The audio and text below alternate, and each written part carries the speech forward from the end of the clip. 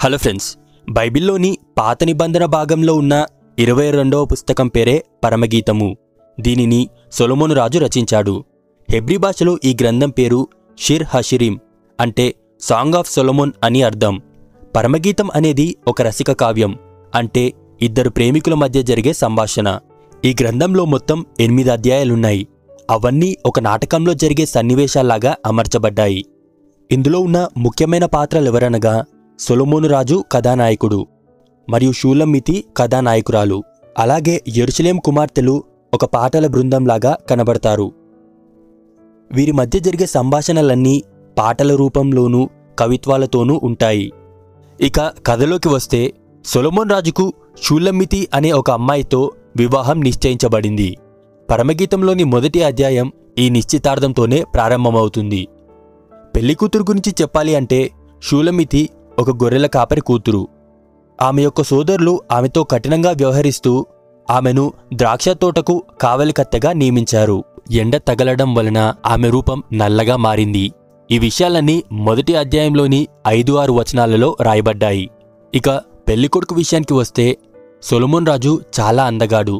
13 మరియు 14 వచనాలలో షూలమ్మితి అతన్ని వర్ణిస్తూ, నా ప్రియుడు గోపరసమంత సువాసన గలవాడు, నాకు నా ప్రియుడు ఎన్గెది ద్రాక్షవనంలోని కర్పూరపు పూగుత్తులతో సమానుడు అంటూ వర్ణించింది.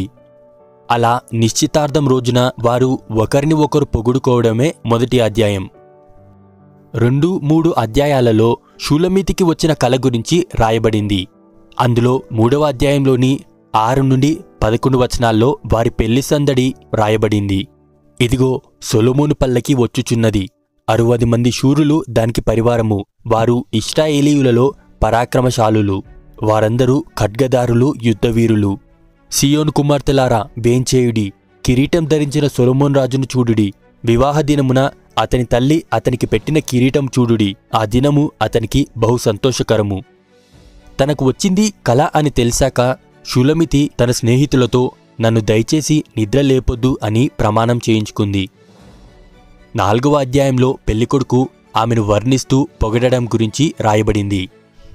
నా ప్రియురాలా, నీవు సుందరివి, నీవు సుందరివి, నీ ముసుకుకుండా నీ కన్నులు గువ్వ కన్నుల వలె కనబడుచున్నవి, నీ తల వెంట్రుకలు గిలాదు పర్వతం మీద మేకల మందను పోలినవి. నా ప్రియురాలా, నీవు అధిక సుందరివి, నీయందు కలంకమేమీ లేదు. ప్రాణేశ్వరి, లెబనోను విడిచి నాతో కూడా రమ్ము, నీవు నా హృదయమును వశపరుచుకొంటివి, ద్రాక్షారసం కన్నా నీ ప్రేమ ఎంతో సంతోషకరము. ఇక 5వ అధ్యాయంలో పెళ్లికొడుకు నిజంగానే షూలమ్మితిని కలిసేందుకు వచ్చాడు. కాని ఆమె ఆలోచించుకొని తలుపు తీసేసరికి అతను వెళ్ళిపోయాడు. ఆమె బయటికి వచ్చి అతన్ని వెతికింది. కాని పెళ్లికొడుకు ఆమెకి ఎక్కడా కనబడలేదు. ఆమె పిలిచినా గాని అతడు పలుకలేదు. అలా ఆమె బయట తిరుగుతూ ఉండగా పట్టణపు కావలివారు ఆమెను కొట్టి ఆమె బట్టలు దొంగలించారు. అలాంటి స్థితిలో ఉన్నప్పుడు షూలమ్మితి యెరూషలేం కుమార్తెలతో మాట్లాడుతూ, యెరూషలేం కుమార్తెలారా, నా ప్రియుడు మీకు కనబడిన ఎడల ప్రేమాతిశయం చేత నీ ప్రియురాలు మూర్ఛిల్లెనని మీరతనికి తెలియజేయనట్లుగా నేను మీతో ప్రమాణం చేయించుకొందును.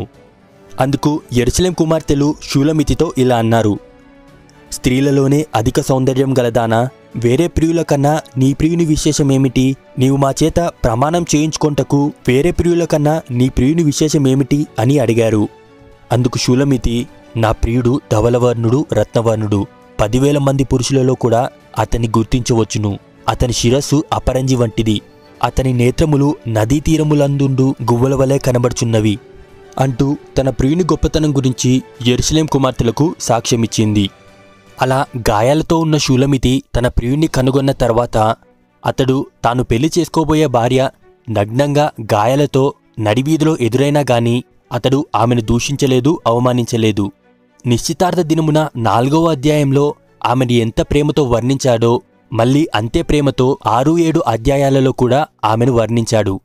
నా సఖీ, నీవు తిర్సా పట్టణం వలె సుందరమైన దానవు, యెరూషలేమంత సౌందర్యవంతురాలవు, టెక్కెములనెత్తిన సైన్యము వలె భయము పుట్టించు దానవు, నీ కనుదృష్టి నా మీద ఉంచకుము, అది నన్ను వశపరుచుకొనును అని ఆమెను వర్ణించాడు.